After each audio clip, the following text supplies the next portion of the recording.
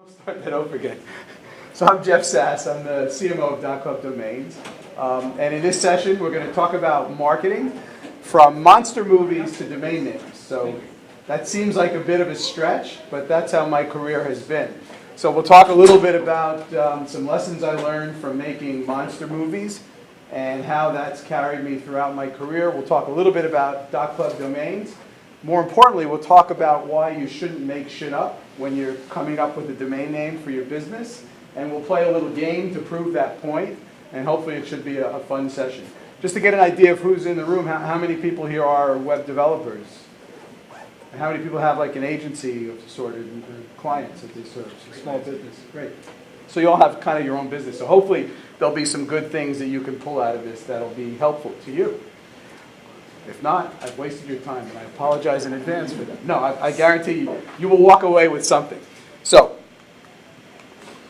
I'm Jeff Sass, as I said. So, I am the CMO of .club Domains. .club is one of the new top-level domain name extensions.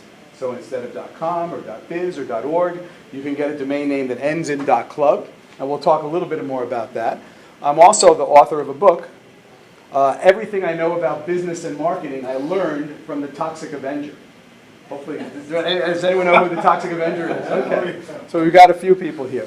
So, yes, so we'll talk a little bit about that. It's kind of funny, and you'll see how lessons I've learned from making crazy movies like the Toxic Avenger, I've been able to apply to every industry I've been in, including domain names at .club. So hopefully you'll see some lessons from that.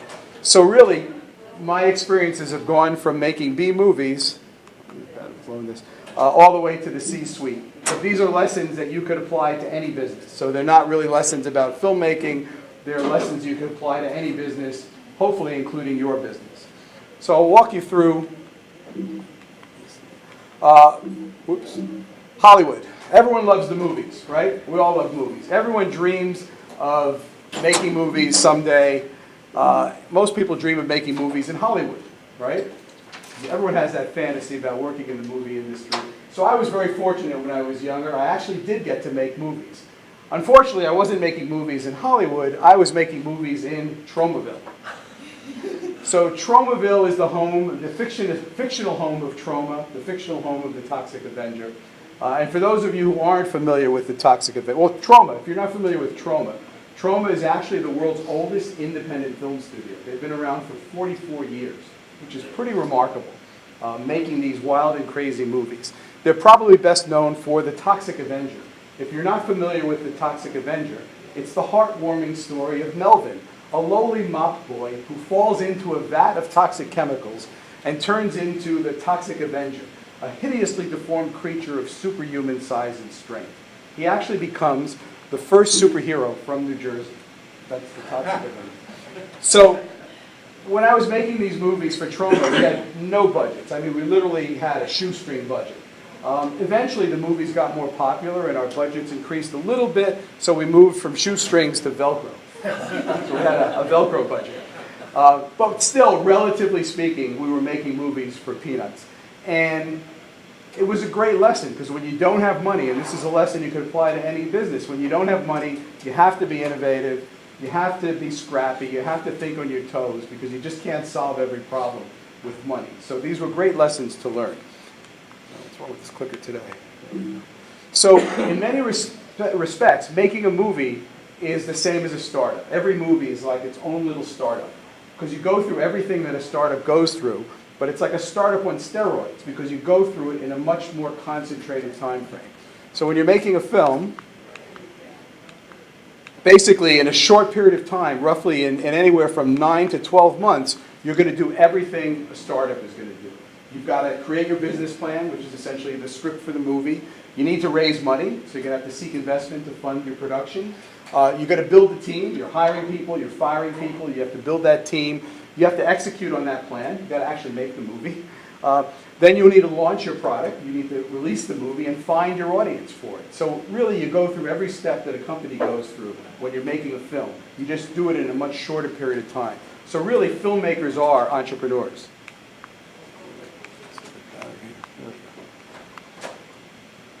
So some of the lessons I learned making these movies, I've been able to apply throughout my career, and I'll walk you through a few of them right now. That's me in a scene from Sergeant Kabuki Man, NYPD. Like Alfred Hitchcock, I tried to have a cameo in every movie I worked on. I want to talk a little bit about 4 lessons I learned from making these movies. Building a brand, how culture counts, how I learned to focus on what's really important, and of course finding something to believe in. And these are things that you can apply to any business. So building a brand. So Trauma, I'm going to start going to do it the old-fashioned way, hit the button on the thing. So Trauma did a great job of building a brand, and this is partially why they've survived for over 40 years. And this was very unique in the movie industry, because typically you don't go to see a movie because of the studio it's from. You go see a movie because it's a story you heard of, it's starring an actor you like, it's based on a book you read, but you don't go see the movie because it's from Paramount Pictures or 20th Century Fox. The 2 exceptions really are Disney and Trauma. And Disney, even not so much anymore because they've diversified, but in the early days, Disney was known for family films. If you were a parent, you had kids, you knew that you could go take them to a Disney movie and it was going to be good for them. It didn't matter what the movie was.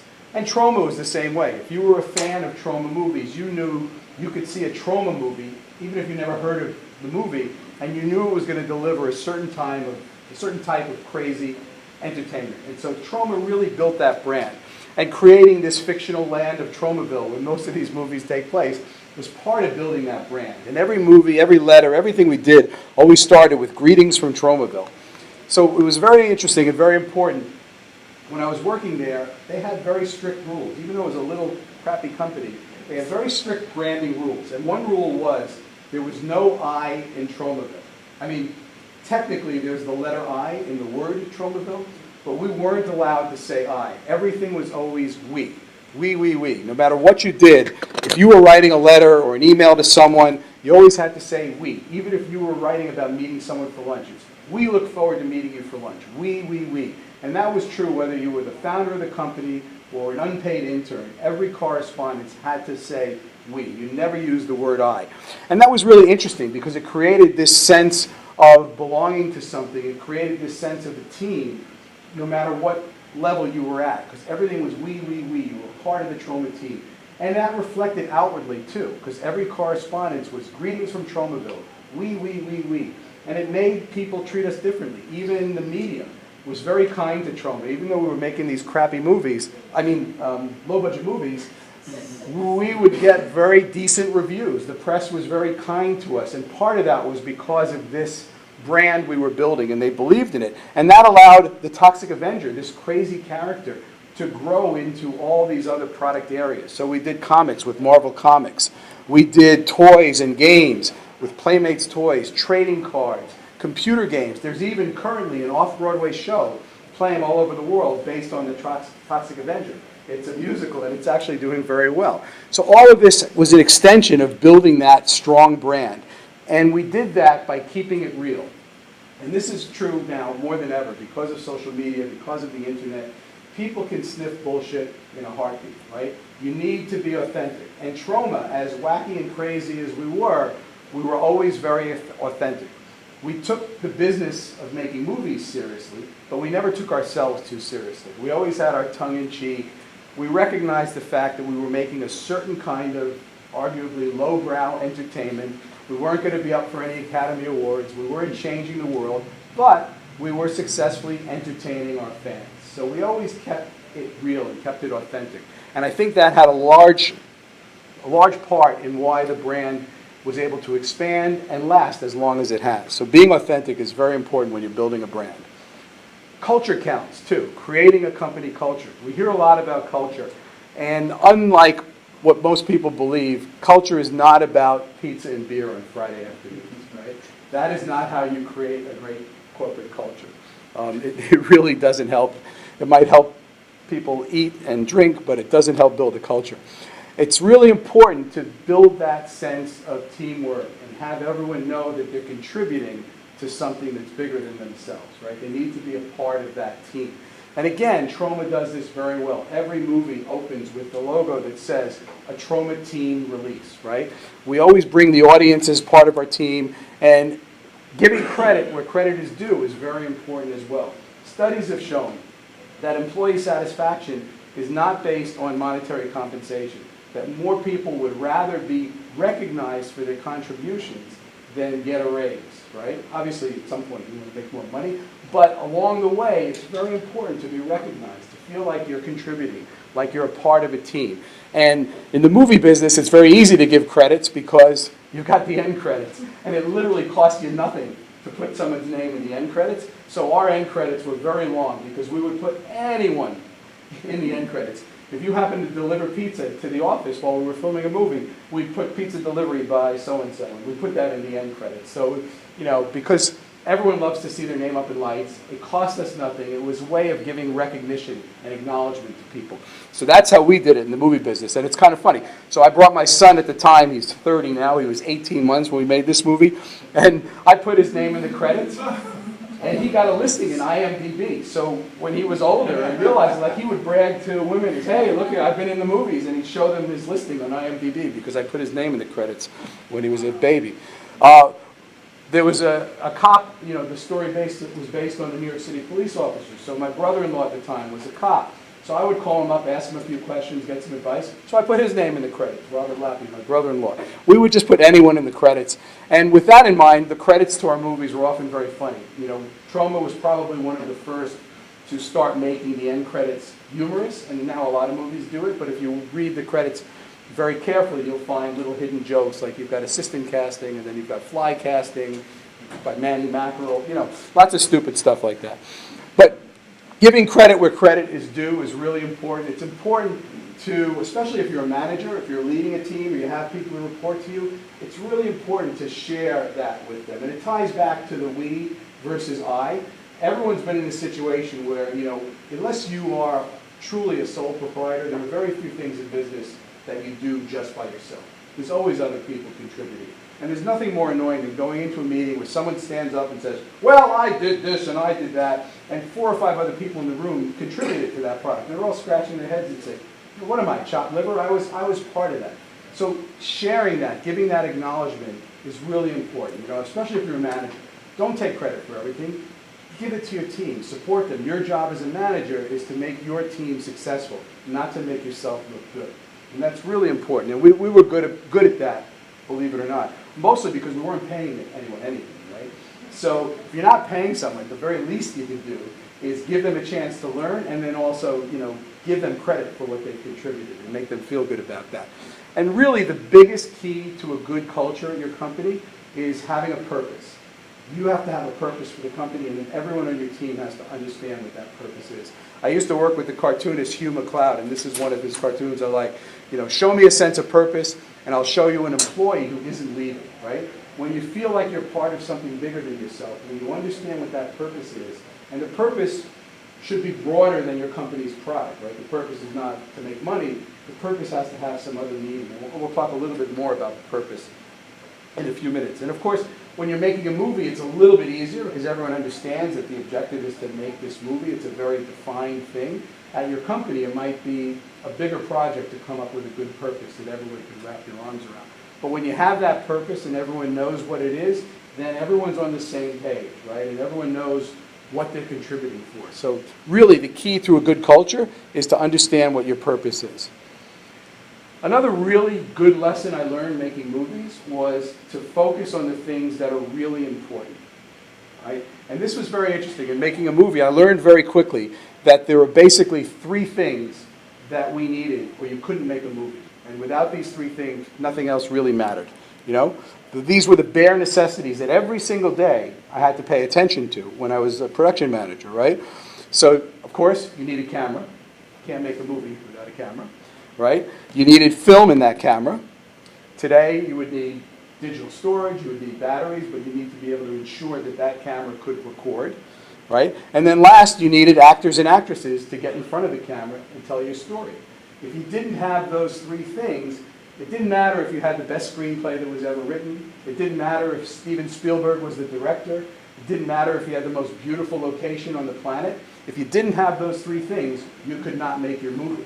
So we learned to every day focus on that. Every day when I was a line producer, I had to make sure, was the camera truck going to show up on set first thing in the morning? Did we have the film? You know, was that secure? And in some cases, that meant locking it up at night, parking it in my backyard so the Teamsters couldn't damage it, which they tried to do because we weren't a union production. So I had to make sure that that camera showed up every day. The actors and actresses, even though we were a low-budget production, we made sure that the key actors and actresses every day were picked up every morning. Now, they weren't picked up in a limousine. We had some production assistant in their own car picking them up in a jalopy, but we made sure that someone was banging on their door 2 hours in advance and making sure that they were on the set, because if they weren't there, we couldn't make our movie. So it was a really good lesson. And I think in business, it's very easy to be busy. Every day we're very busy, but are we actually busy with the things that really matter? What in your business is the equivalent of the camera, the film, and the actors that you really need to focus on every day to keep your business moving forward? So I challenge everyone to think about that. What are your bare necessities? And I'm guilty of this too. There are many days where at the end of the day I say, wow, I was really busy today. But if I step back and think about it, did I actually contribute to things that were moving my business forward? And if I'm honest, a lot of days the answer to that question is no, right? So you really need to identify those things that were important. And that was a good lesson I learned from making these crazy movies. And the last lesson I'll talk about is finding something to believe in. Not the last lesson in this presentation, but the last lesson in the movies. You always hear this line, pursue your passion, follow your passion, do something you're passionate about, blah, blah, blah. It sounds great. Not so easy to do, especially when you're starting your career. We're all going to be in situations, or have been in situations, where you have a job that you don't like, or there are aspects about it that you don't like, or it's not your ideal situation. But you still need to be successful at it. And to be successful at it, you have to find something to believe in. You have to be passionate about something. If I'm honest with you, which of course I will be, I'm not a big fan of trauma movies. I never was. These were not the type of movies that I would want to sit home and watch on a Friday night. It wasn't my cup of tea. But I still was very successful at making these movies because I found something that I could be passionate about. First of all, I was passionate about the filmmaking process. I loved the process of making films. I loved the collaboration with other people. I loved going out and scouting locations and just dealing with all of it. So I was passionate about the filmmaking process, even if the films I were making were not necessarily for me. And then I also became passionate about the audience we were serving. I understood that even if these were not my cup of tea, I understood that there were a lot of fans out there who loved what Troma was brewing, right? So I got passionate about making the best crazy Troma movie I could make to serve those fans. So I found those things I could wrap my arms around and be passionate about. And that helped me be successful, even though I was making movies that were not really movies I was a natural fan of, so to speak. So you have to find, whatever your situation is, find those things. Find the one or two things that you can really embrace and be passionate about. And that's how you can be successful no matter what job you're in. And along the way, you'll move towards doing something that you're truly passionate about as your profession. So that's some of my experiences with Troma, and I want to talk about how I've carried that forward into other jobs, and we'll talk more about domain names and branding.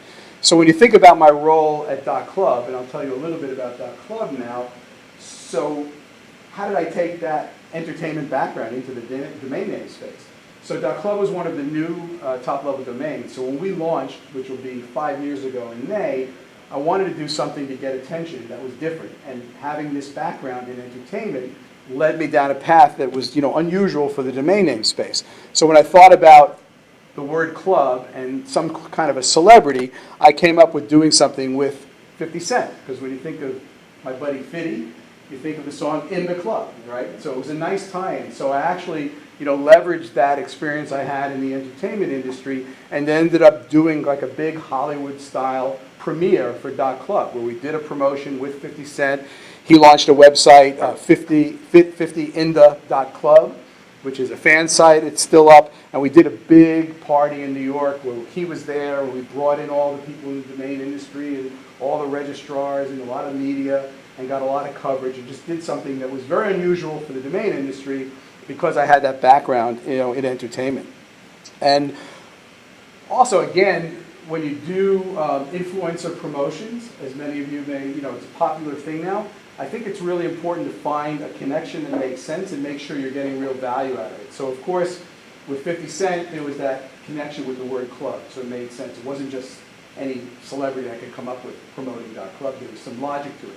And then I wanted to make sure that our registrar partners could take advantage of it. So I made sure that part of the deal was we were allowed to use his likeness and give permission to all of our registrar partners to use it. So when we launched .club, you could go to GoDaddy and Namecheap and all the registrars around the world, and they were using this banner, you know, I'm in the club, you can be in the club too, and promoting .club. And they liked that because they never have a chance to use a celebrity without spending any money to promote domain names and to promote themselves. So it was kind of a win-win for everything. So if you're doing any kind of influencer marketing, you want to make sure that there's a real logical connection, that it doesn't just seem like, oh, this person got paid some money to promote this product, but there's no connection there. And then think about how you can leverage it, not just directly, but into your distribution channel, if that makes sense. So .club since then has done very well. Today we're one of the top new TLDs. We have over 1.5 million registrations worldwide. What we're most excited about, though, is not the top-line registration numbers, but the actual usage of .club. So there's almost 300,000 live websites. These are active content websites, not park pages, not redirects, but businesses and individuals using a .club domain as their primary website. So we're very proud of that. We're also proud that we have over 200,000 unique registrants. So it's not just a handful of people with lots of .club names, It's kind of spread nice and broadly, which we appreciate. And within that, we have 175,000 registrants who just have one .club domain. So they're very likely to use and renew that domain. They're not hoarding them for investment purposes. They're actually getting the name that's right for them and using it. So we're very proud of those statistics.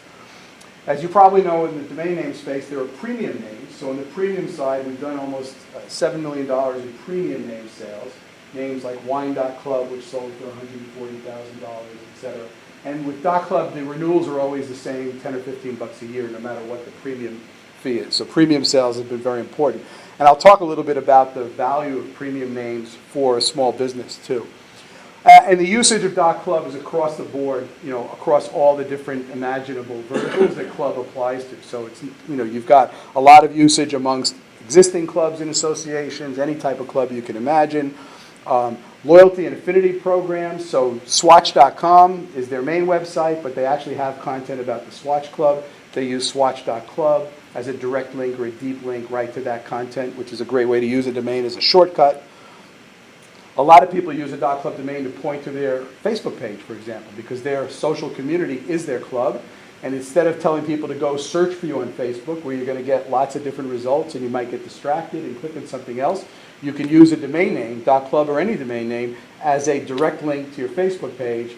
Then you own and control that. And then if a year from now you want to move your community away from Facebook, you don't have to retrain them. You just point the domain name you're using somewhere else. So it's a really smart way to use a custom domain to point to your social network pages. A lot of sports and entertainment figures use a .club domain. Virat Kohli is one of the most famous cricket players in the world.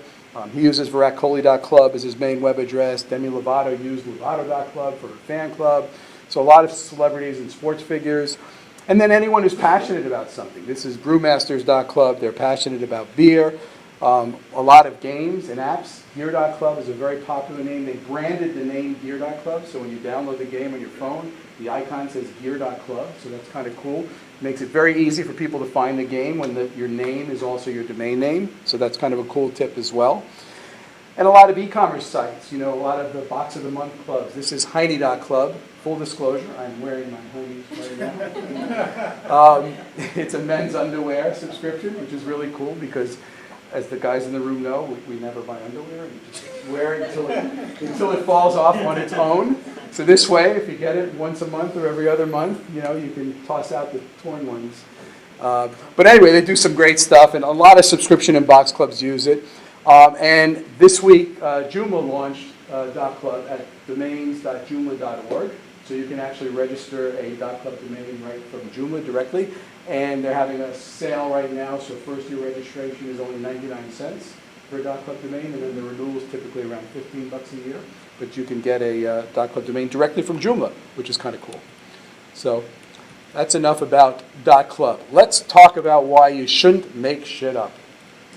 When it comes to choosing a domain name, and I feel pretty strongly about this, it doesn't make sense to drop vowels, right? Don't drop vowels, right?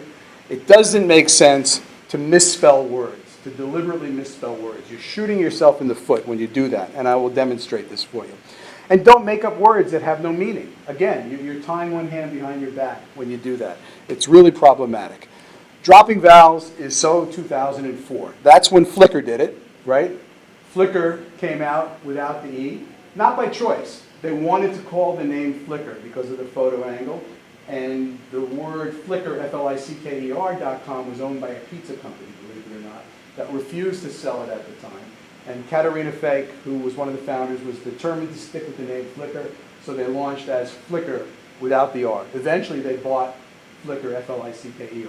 But that was 2004, right? They did it. It got trendy for a while. Twitter, as some of you may know, when it was originally formed as part of the company Odeo, it was TWTTR.com. They dropped all the vowels, right?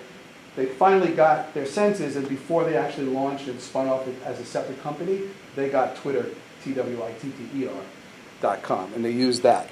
The problem is, misspelling words is even worse, because you're going to be sending traffic to whoever owns the correctly spelled word.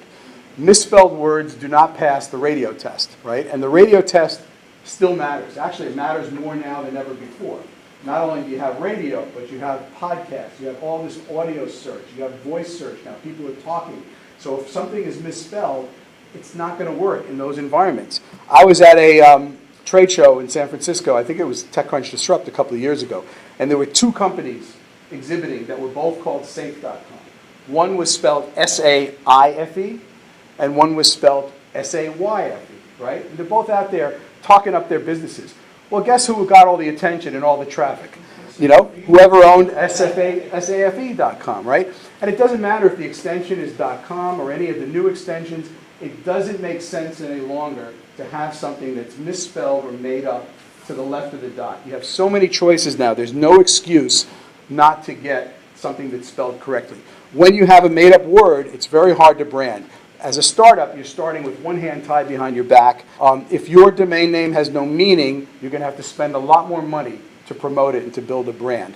You're going to get no value from organic SEO, right? There's going to be no organic SEO for something that doesn't mean anything, or a made-up word, or something that's intentionally misspelled, right? So you're losing out on that right off the bat, and you're going to have to spend more on your SEM for the same reason, right? It's not going to be as efficient because it's a word that doesn't mean anything.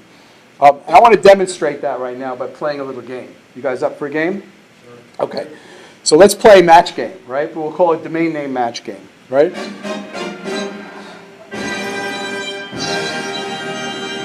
Okay. So here's how we're going to play. I'm going to show you a domain name, and these are all real domain names of real startups. They're actually all from Y Combinator. You guys may have heard of Y Combinator. It's an incubator in San Francisco, pretty famous. The reason why I picked Y Combinator companies is the founder of Y Combinator, Paul Graham, had a blog post a couple of years ago that got a lot of attention, where he said, if you're a startup and you don't own the .com for your name, you should change your name, right?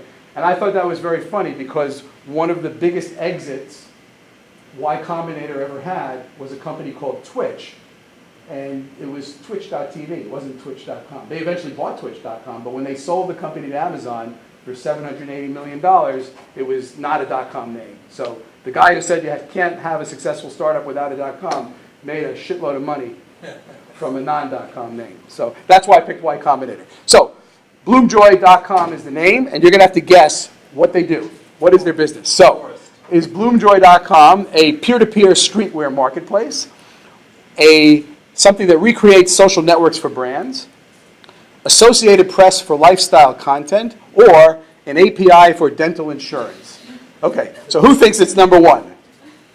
Okay, no one thinks it's a peer-to-peer. Who thinks it's recreating social networks for brands? All right, a couple of people. Who thinks it's Associated Press for lifestyle content? Okay, about two more people. And who thinks it's an API for dental insurance? All right, so it's kind of split between those two. Well, it's Associated Press for lifestyle content. So you got it right, but it was very split. Clearly there was no consensus. All right, let's try another one. Now it gets easier because there are fewer answers, so it should be easier for you now. So the next one is Sobump.com. All right, SoBump. So we know it's not an Associated Press for lifestyle content. So is SoBump a peer-to-peer streetwear marketplace, recreating social networks for brands, or an API for dental insurance? Who thinks it's number one? All right, a couple of people. How about number two? Oh, that seems to be the majority of the room. And an API for dental insurance? Nobody. Okay. It's a peer-to-peer streetwear marketplace. I don't think anyone got that right. SoBump. And it's not even SoBump. It's called Bump, but their domain name is SoBump. So that makes a lot of sense. Okay, let's do it again. And the next great name is Wonderful.co, spelled Onederful. Wonderful.co. Is it recreating social networks for brands or an API for dental insurance? Who thinks it's number two? All right, about half of you. Who thinks it's number four, API for dental insurance? A handful. So the first one, number two, got more votes. It is, of course, an API for dental insurance, because when I think of my dentist, the first thing that comes to mind is wonderful, spelled O-N-E-D-E-R. Okay, great. Now,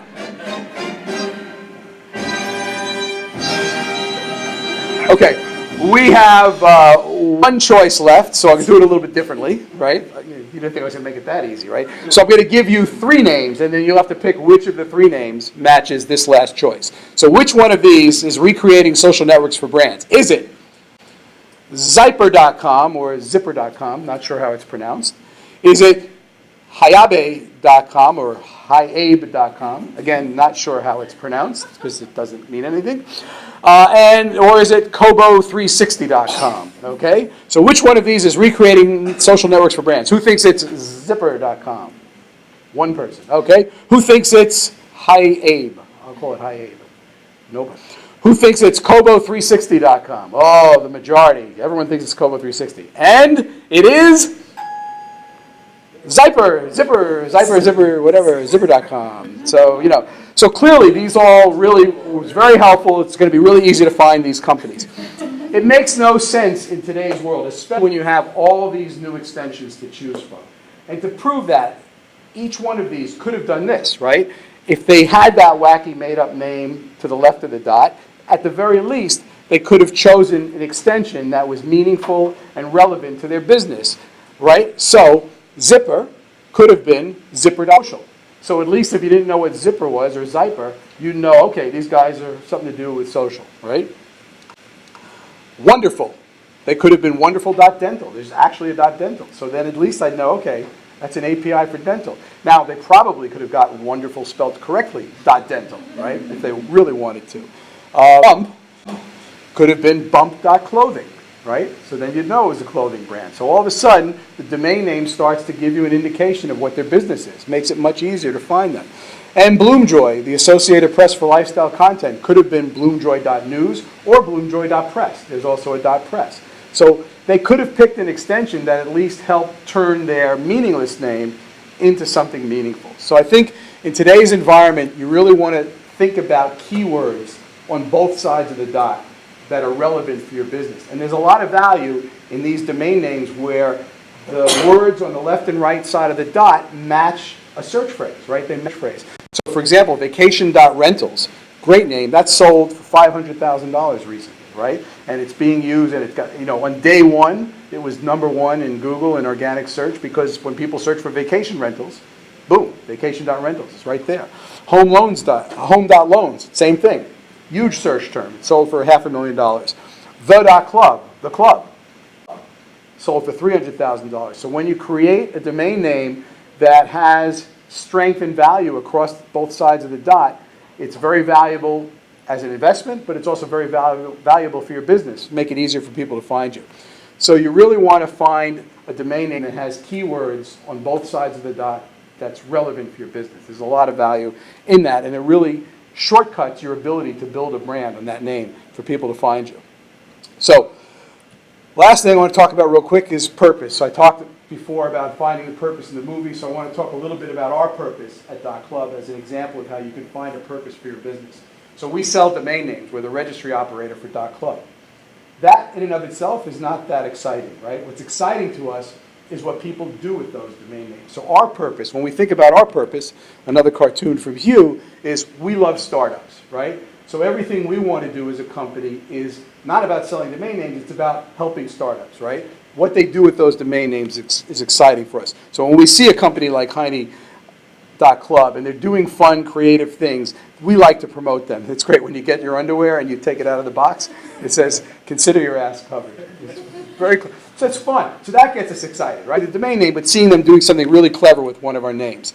So with that in mind, and trying to help startups, we launched a marketplace called Names.Club. And Names.Club is not just for .club names. You can get other domains there, other extensions, including .com names. But the difference is we wanted to support startups and small businesses. So normally a premium name might be $4,000 or $5,000 or more. Writing that check up front is painful for a small business. So at Names.Club, you can get a great keyword premium domain. Again, not just .club, all different extensions. But you can pay for it monthly over 5 years. So we treat it as a subscription. So you pay a 15% deposit, and then after that you pay monthly over 5 years, no interest. You can cancel anytime. Here's a little short video to tell you about it. Better than me.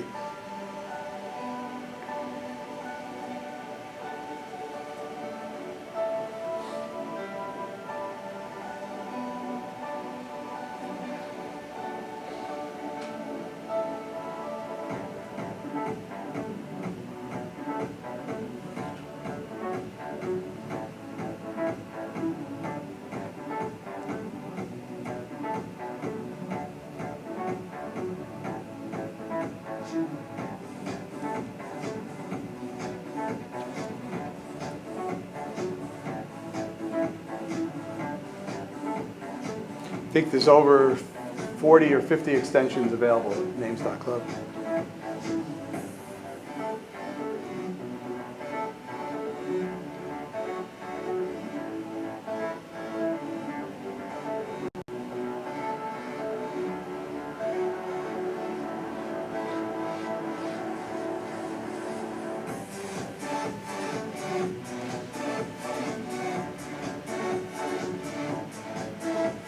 So while you're financing it, there's no renewal fees, and it's standard renewals. So you pay 15% down and then pay over 60 months. No interest.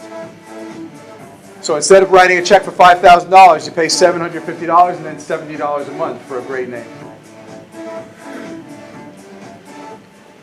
So we feel strongly that you should try to get a keyword domain, something that you can get, and we want to try to make it affordable, again, to help startups. We also have an affiliate program, so those of you who have clients and customers, if you have an agency, if you want, you can become an affiliate. You'll get a unique code and an affiliate link, and if someone uses your code to get a premium name at Names.Club, they'll get a 5% discount, and you'll earn a 10% commission on that name. So it's really easy to do. You can sign up at namesbroker.club, easy money. Another thing we're doing to support startups is we bought a building in downtown Fort Lauderdale, which is where we're based, and we're launching Startups.Club, which is a incubator and co-working space where we have our offices, and we also have right now about 6 other startups in there. They don't have to have anything to do with .club, just the whole thing is branded .club. Mentoring them and helping them out, and we're filming the whole thing as a documentary series. So here's a little teaser for that.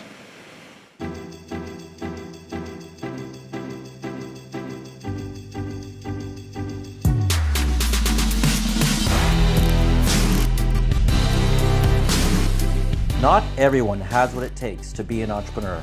The ability to live with long hours, uncertainty, constant rejection, sleepless nights. The ability to ride on the crests of incredible highs and emerge from the depths of unthinkable lows. When I'm getting $100,000 bills every month, that's gonna wipe us out. It's hard. I'm not used to a frame, and what if I mess up and I click the wrong clicker? The CPA industry is archaic, guys. I left school, I slept on couches with my friends for a year, ate ramen noodles. I had $0 in my bank account the same day that we got $10,000 that night at 12 p.m. I feel like we're grinding it out, and I'm never gonna make it. Like, what the hell? But there are some of you who will pull through and do whatever it takes to make your startup successful.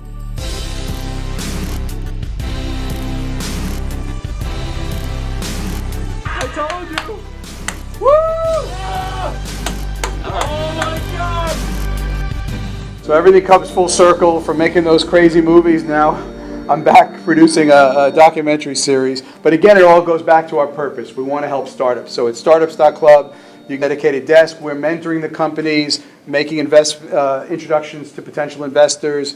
We have events and educational sessions there, and then the whole thing's being documented in a series. So that's startups.club.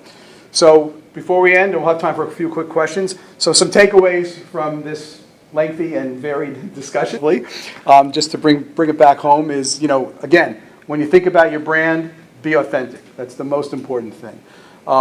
Think about what's your purpose, right? It's not just to make money, but what's a bigger purpose? Like at .club, our purpose is to help startups, and you can see how that drives all these different things we're doing, and it's bigger than just selling domain names. What's your purpose?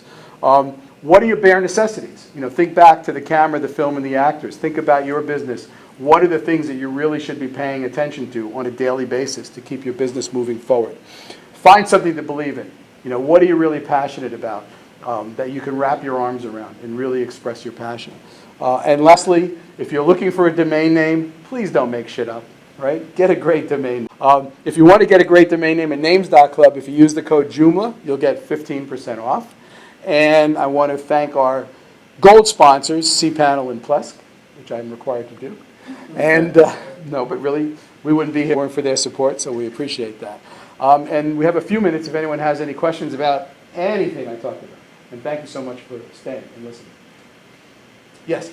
So your premium domains, did you come up with a list of premium domains? Yeah, so as the registry operator, we basically come up with the list. It's mostly dictionary words, that kind of. It's more of an art than a science, and we have 10 different premium tiers and then super premiums. So the premium tiers go from as little as $20, because our normal registration is about $10. So we have premium names that sell for $20, $100, $500, $1,000, $3,000, all the way up to $100.